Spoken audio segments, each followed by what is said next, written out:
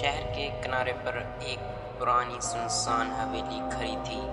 لوگ کہتے تھے کہ یہ حویلی صدیوں سے ویران پڑی ہے، مگر رات کے اندھیرے میں وہاں روشنی کے سائے دکھائی دیتے ہیں اور اندر سے عجیب سرگوشیوں کی آوازیں آتی ہیں۔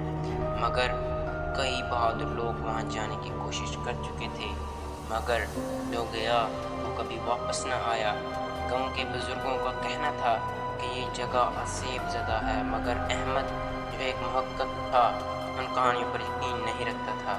اس نے فیصلہ کیا کہ وہ اس حویلی کا راز کھوجے گا، چاہے کچھ بھی ہو جائے۔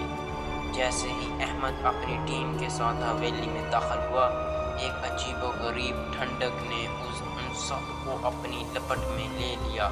حویلی کے اندر ہر چیز گرد سے بھری ہوئی تھی اور ہوا میں ایک کشیدہ بدبو پھیلی ہوئی تھی۔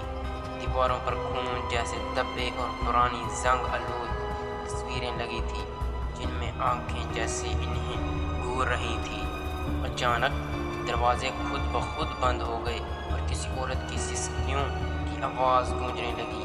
احمد نے سمجھانے کی کوشش کی کہ یہ سب صرف ان کا وہم ہے، مگر اس کے دوست کے چہروں پر ابھرتا ہوا خوف بتا رہا تھا کہ حقیقت سے زیادہ بھیانک ہے۔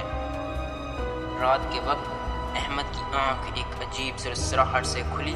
اس نے دیکھا کہ اس کے دوستوں میں سے کچھ جیسے کسی سے بات کر رہے تھے، مگر جب اس نے روشنی جلائی تو وہ سب غائب ہو چکے تھے۔ حیران اور خوفزدہ ہو کر اس نے حویلی کا جائزہ لینا شروع کیا اور ایک پرانی گرد سے بھری ہوئی ڈائری اس کے ہاتھ لگی۔ جیسے ہی اس نے صفحات پلٹنے شروع کیے، ایک پیغام لکھا نظر آیا: یہاں جو بھی آیا وہ اس گھر کا حصہ بن گیا، یہاں سے نکلنے کا کوئی راستہ نہیں۔ احمد کا دل زور زور سے دھڑکنے لگا۔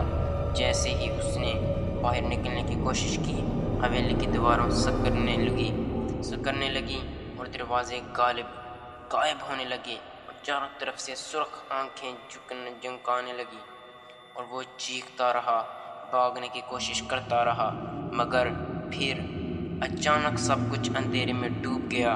اگلے دن گاؤں والوں نے دیکھا کہ حویلی پہلے کی طرح ویران کھڑی تھی، مگر اس رات وہاں سے کسی کی چیخیں سنائی دے رہی تھی، شاید احمد کی، جو ہمیشہ کے لیے اس حویلی کا حصہ بن چکا تھا۔ تو یہ تھی ہماری کہانی، اور ایسی اور کہانیاں سننے کے لیے ہمارے چینل کو سبسکرائب کریں اور کمنٹ میں بتائیں آپ کو یہ کیسی کہانی لگی۔